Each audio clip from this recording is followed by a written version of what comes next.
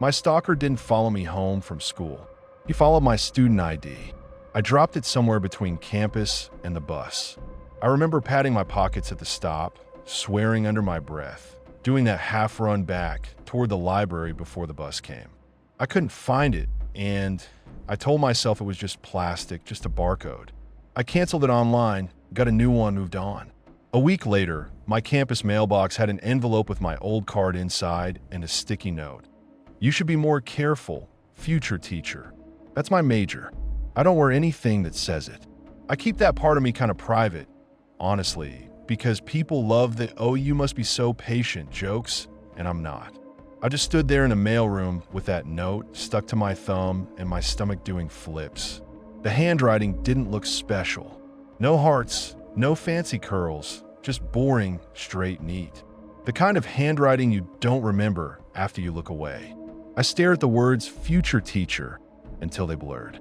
I shrugged it off as a weird Good Samaritan. That's what I told myself, anyway. Some nerd stalked your school profile, my brain whispered. Some rando thinks they're clever. I shoved the ID in my bag, tossed the envelope, and told myself not to be dramatic. People lose IDs. People find IDs. It's normal. Then little shit started appearing in my locker. The first thing was a keychain with my favorite anime. Not the mainstream one on everybody's hoodie. The one I only ever mentioned in a throwaway comment on a sub, buried under a meme thread at like 2 a.m. The kind of detail that doesn't come up in real life because I'm not 15 anymore and I don't plaster my backpack with fan of crap. I stare at that keychain sitting dead center on my books like it grew there. My locker was locked. I always check. I spin the dial twice, yank the handle, hear the clunk. I've got anxiety. I don't just forget. I told myself maybe I left it open, maybe someone played a joke. I dropped it in my bag and went to class, heartbeat in my throat the whole time. Next day, a printout waited for me. A meme I'd only posted on Reddit under an account that doesn't use my real name, doesn't link to my other socials, nothing. The caption I wrote sat under it in the same font, like someone screenshotted it, printed it, trimmed it neat, slid it right on top of my psych textbook. That time I just stood there with my fingers shaking on the metal door. The hallway hummed with people, lockers slamming, someone laughing too loudly, and I felt weirdly naked like everybody knew and just watched. Once a Starbucks gift card loaded with exactly $4, the time I always complained about catching the bus in my posts. That one pissed me off more than it scared me. I'd ranted in a late-night post about always needing just 4 more fucking minutes between my last class and the bus pickup. He didn't even try to be subtle with that number. $4. For minutes. I felt my cheeks burn like I'd said something stupid in class, and everyone laughed. Security checked cameras, saw nothing. Locker hallway stayed empty until I showed up. They said I probably left it open. I sat in that cramped office while some guy in a badge rewound footage, fast-forwarded through pixel soup of students, paused, and pointed at me walking in with my backpack, spinning my combo, leaving. Nothing before me. Nothing after. Sometimes the latch doesn't catch, he said. You might think it's locked when it's not. I told him no. I always check, I tug it twice. He shrugged, the way adults shrug at kids who overreact. My eyes stung from a mix of embarrassment and fury. I wanted to scream at him. I'm training to deal with kids like you condescending bitch.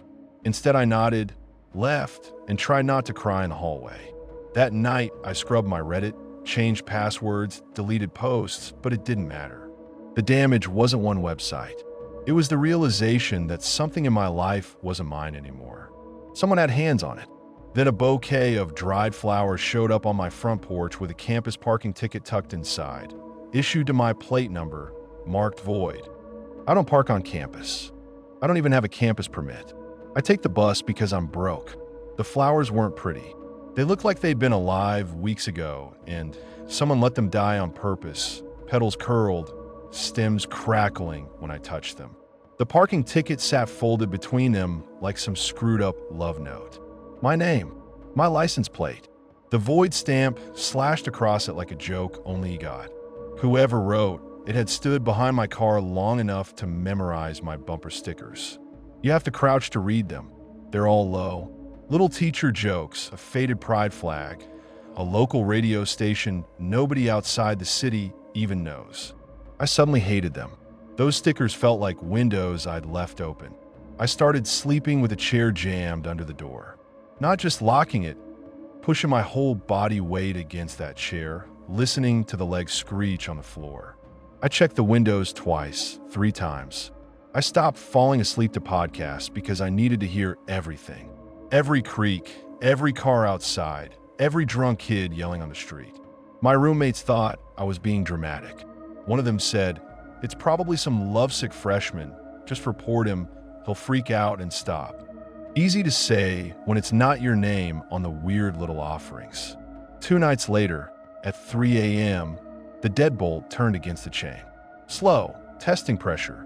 No knock, just metal scraping metal. I lay there on my futon and felt the shift more than I heard it. That tiny clink of the bolt, the soft scrape of the chain grinding in its track. Every hair on my arm stood up so fast my skin hurt. Whoever was on the other side of that door moved the knob like they owned it. No fumbling, no hursetastion. Turn, test, pause. Turn again, harder. The chain pulled tight and rattled. It sounded weak. Suddenly, every crime show I binged felt stupid. All those reenactments, and then he jimmied the lock, and I just watched them like entertainment. Now my whole world shrank to that stupid chain I bought at Walmart for $10 and installed crooked with a butter knife because we didn't have tools. I didn't breathe. I didn't move. My phone lay an arm's length away on the carpet. Black screen. Useless. My fingers twitched, but I didn't grab it because some animal part of my brain screamed, "If he knows you're awake, you lose." The deadbolt turned back. The knob let go. Footsteps? I couldn't even hear them over my heartbeat. I just lay there tasting metal in my mouth, shaking so hard the futon frame creaked. I don't know how long I stayed like that. Eventually the sky lightened a little around the curtains, and I got up, legs numb, and walked to the door. The chain hung half out of the screws. One of the metal plates had bent. Next morning, another envelope in my campus box. A photo of my front door with the caption, "Chains break." My hand went ice cold. I recognized the chipped paint near the bottom, the crooked number, the doormat my roommate's mom bought us. The photo came from the staircase across the hall. You could tell by the angle. He'd stood there at some point, phone up, and nobody noticed. I took it to campus police. Again, they told me to fill out another incident report, stapled it to the first one, promised they'd keep an eye out. One officer asked if maybe an ex was trying to scare me. I said no. I don't have exes who know where I live. I don't even have time to date.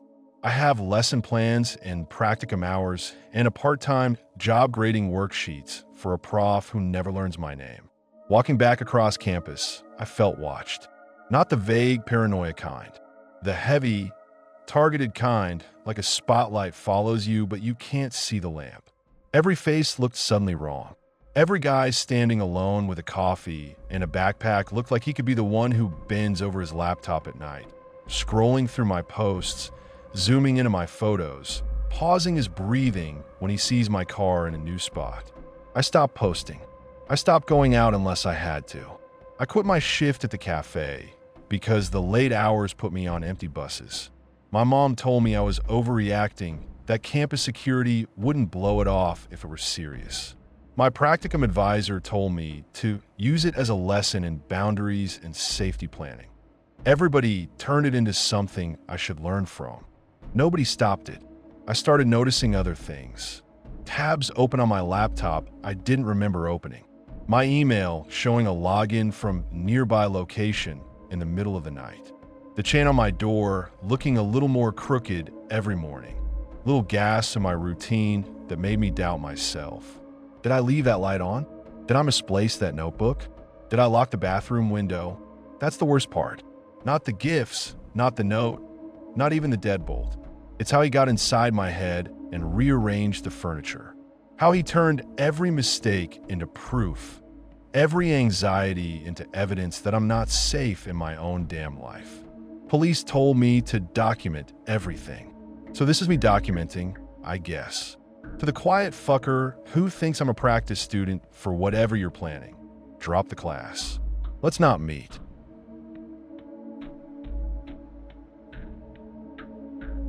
My therapist started assigning me homework she could only have pulled from my Reddit history.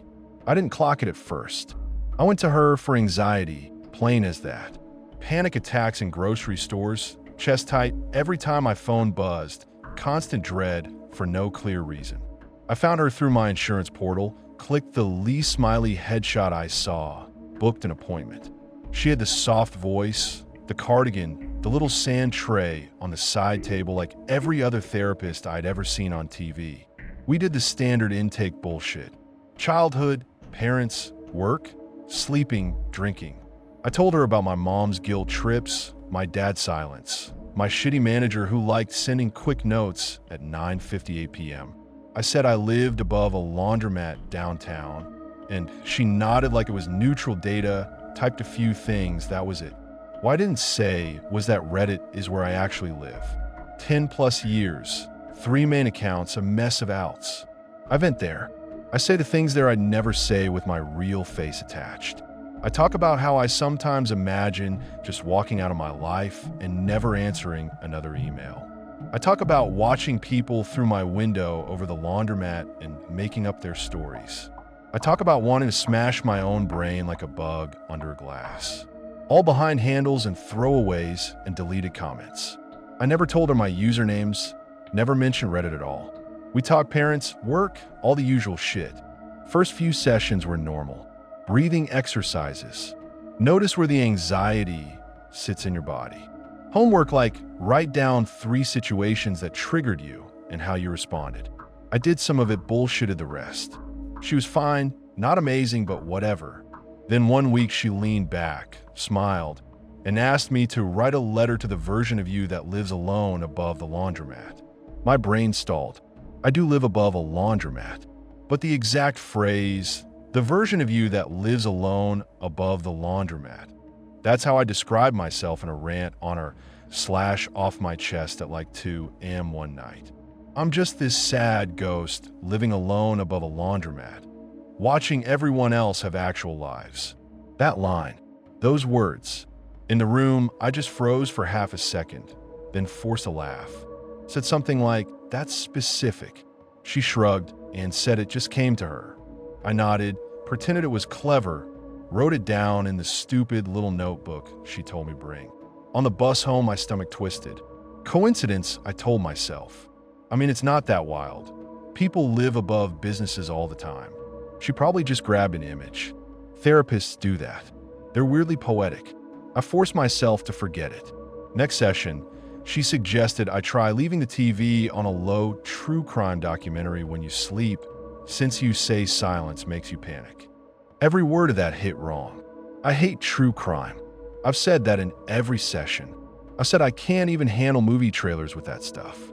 But one of my top Reddit comments on a late night thread is about how I used to only fall asleep to murder docs because silence feels loud, like it's waiting for something to happen. I typed that exact sentence, drunk, 3 years ago. I sat there on her fake leather couch and just blinked at her. I reminded her I hated true crime. She tilted her head, did the thoughtful face, and said, "Right, I might be mixing you up with someone else. But the silence thing still stands, doesn't it?" It did. I'd said the silence thing, but not like that. Not in that exact shape. That shape lived online. I laughed it off again. Told myself memory is messy. Therapists see a ton of people. Maybe I did say it like that and forgot. That's what anxiety does, right? Scrambles your shit.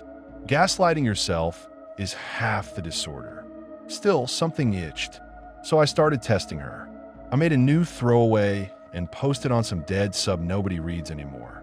I wrote this long, detailed post about how I hoarded spoons as a kid. Like, stole them from restaurants, bent them, hid them in my mattress, all that. None of it ever happened. As a kid, I collected erasers and those sticky hand toys from quarter machines. Spoons never meant anything to me. I chose spoons because they're boring as hell. Next session, she asked, real casual, if I had any quirky childhood collections. My pulse jumped. I shook my head. She pressed a little, smiled, and specifically said spoons, like it was a fun guess. My skin crawled. It wasn't just the word. It was how she watched my face when she said it, like I was a lab rat and she just dropped a pellet in the maze. I could feel sweat between my shoulder blades. She kept going, talking about themes of control and holding on to little things when big things feel unsafe, and my body just checked out. After that, I couldn't sit still in her office. Every frame degree looked fake. The ticking clock sounded too loud. I started scanning the room for cameras, wondering if she had my laptop open in some back room, live reading my shit while I talked. It was insane, but the feeling hooked in and stayed. I went home, opened my laptop, and went nuclear. I scrubbed every post I could remember. Old r/off my chest rants, weird comments on r/true off my chest, late night replies on niche subs. Delete, delete, delete. I clear my search history, logged out of everything, changed passwords, put 2FA on, all of it. Then I made a new account, no connections to any email I'd ever used, and I DM'd myself from it. If you found me here, stop. This is fucking sick. I stared at the message for a long time before hitting send. My hand shook. I wasn't even sure who I meant by you anymore. Her some app, the whole internet. All night, I kept checking that account, watching the scene's status like it would change. I turned my phone face down, then face up, then off, then on again. Every notification, sound made me jump. I barely slept. Every time a car drove past outside the laundromat, I pictured her sitting in her own apartment, scrolling through my deleted posts in some cache I didn't know about. Next appointment, she smiled like everything was normal and said, "You seem guarded online. Maybe try being more honest with people who want to help." My vision actually blurred for a second. I hadn't mentioned writing that DM. I hadn't mentioned making the new account. I hadn't mentioned scrubbing anything. My throat went dry. I asked her what she meant by online, trying to keep my voice flat. She gave me that calm, patronizing look and said, "You've mentioned isolating with social media. It's common to present one version of yourself to strangers there, a more raw version, and then shut down with people in the room. That guardedness makes it hard to build trust." I hadn't mentioned isolating with social media. I said I doom scroll. That's it. I never said which apps. I never said how. I never said anonymous. My brain split in half. One side screamed at me to get up and walk out right then. The other side told me I was being paranoid, that this is literally her job, to make inferences, to guess, to see patterns. I sat there. I nodded. I let the session end. On the way home, I kept replaying every session in my head. Every time I'd said, "I don't know," every time she'd said, "I notice," like she'd discovered something. I realized how many of her insights mirrored posts I'd written years before. Stuff I'd poured onto a screen and then forgotten about. Phrases I'd thought were mine, coming back to me in her voice. That night, I tried to figure out how she'd done it. I Googled my real name plus Reddit, my email plus Reddit, my phone number plus Reddit. Nothing obvious. I spiraled into OSINT threads and data broker articles and stories about therapists who crossed boundaries and convinced themselves it was for the patient's good. By 3 a.m., I convinced myself she'd either hacked me or paid some service to link my real identity to my usernames. Then the other voice came back. Maybe I'm wrong. Maybe I slipped. Maybe I told her more than I remember. Anxiety does that, right? Makes you paranoid. Makes you interpret coincidences as patterns. That's what I came to her to fix. But the spoon thing, the laundromat phrase, the DM, those weren't coincidences. That was a trail. I stopped going. I didn't cancel formally, just didn't book another appointment when the receptionist texted me the reminder link. When the email about upcoming sessions hit my inbox, I archived it without opening. My chest still clenched, but at least no one was sitting across from me watching my face while she read my secrets off some invisible script. She left one voicemail. Just one. "You're repeating a pattern, running when someone gets close." Her voice sounded disappointed, like a teacher. Like she'd caught me cheating on a test she helped write. I replayed that voicemail too many times. Tried to hear if she sounded guilty, or smug, or scared I'd report her. All I heard was certainty, like she really believed she knew me better than I knew myself. Maybe she thinks she's helping. Maybe she tells herself that reading my anonymous shit is research. All I know is I can't relax in therapy if I'm also checking my language like a mod log.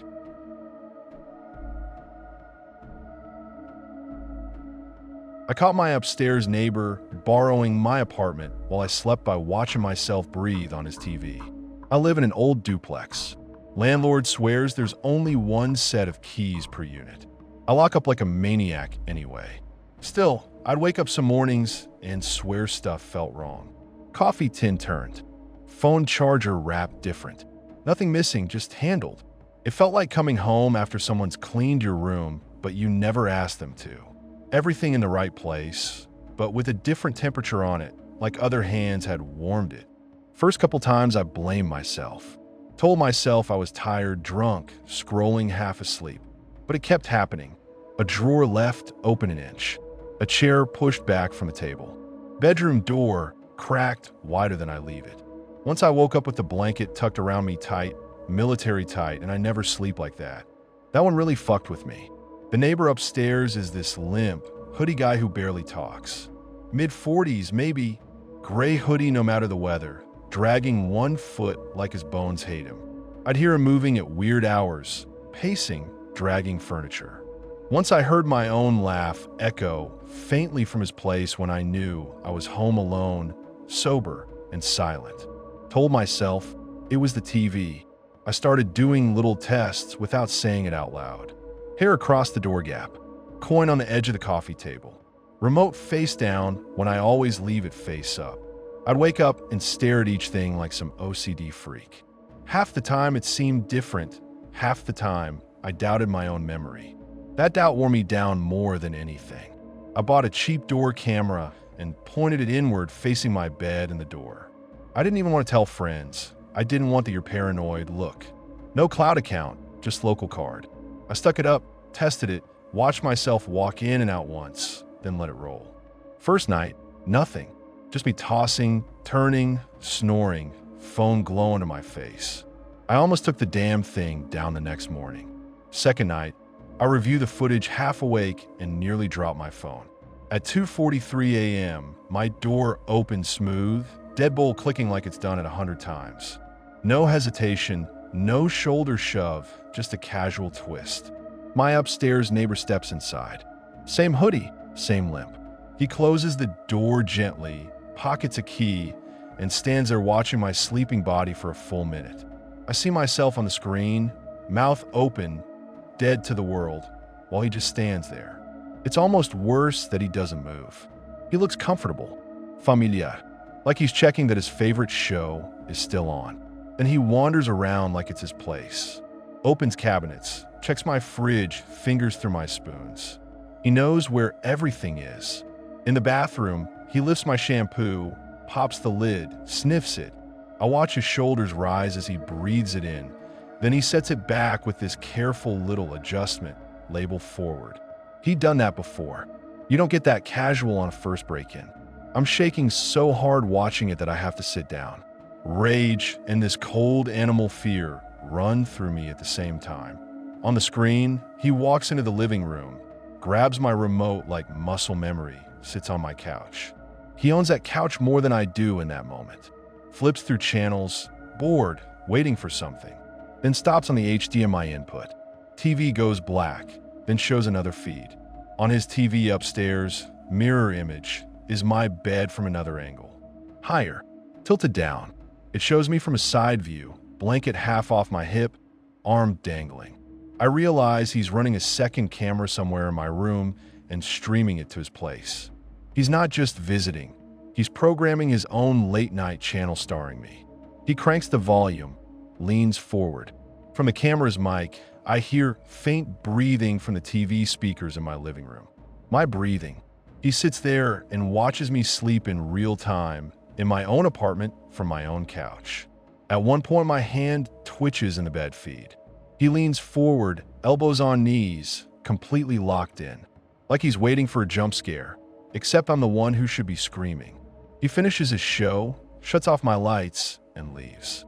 Before he goes, he pauses, looks at my bed one last time, then walks to the door, locks it behind him, does the same stupid knob jiggle I do every night. I wanted to crawl out of my own skin. First thing I did was tear through my room looking for that second camera. Smoke detector, vents, picture frames, closet rod, under the bed, behind books. Nothing. That was its own special hell. Knowing I'd seen proof it existed and still not being able to find the fucking thing. Every screw, every nail in the wall looked like an eye. I took the card straight to the cops. Hand shook so bad I dropped my keys twice walking in. They watched the footage, rewound, played it again. One of them swore under his breath when the HDMI feed clicked on. They said it's good evidence, then warned me not to confront him. He's comfortable in your space, one of them said, like I hadn't noticed. They asked if I could stay somewhere else for a bit. That's when I realized they believed me, but weren't going to babysit me. They'd handle it, talk to him, whatever. I walked out of there with a case number and no actual shield. Landlord suddenly finds another key in the office drawer. Swears he forgot. When I showed him a video, he went white, then red, then started babbling about previous tenants and misplaced copies. I asked him point blank how my neighbor got a key that fit my lock well enough to turn it silent in the middle of the night. He couldn't answer, just kept saying he never authorized anything. Like that helped me. I moved out with friends standing guard. We didn't pack nice. We grabbed and shoved and kept one ear pointed at the ceiling. At one point, we heard a slow, deliberate step above my bedroom, and all three of us froze. I pictured him standing up there, listening to me strip his set. I wanted to scream up through the floor, but what's the point? He already knew everything important about me. When I slept, how I breathed, how my body fell when it gave up for the night. Now I crash on a friend's couch with my back against the wall and knife on the nightstand, and I still wake up certain someone just stepped out of the room. Every dark corner looks wired. Every creak sounds like a key turning. I still sleep like shit because there's no way to know how many nights I just lay there, mouth open, while some bored bastard played my life on loop upstairs like late night TV.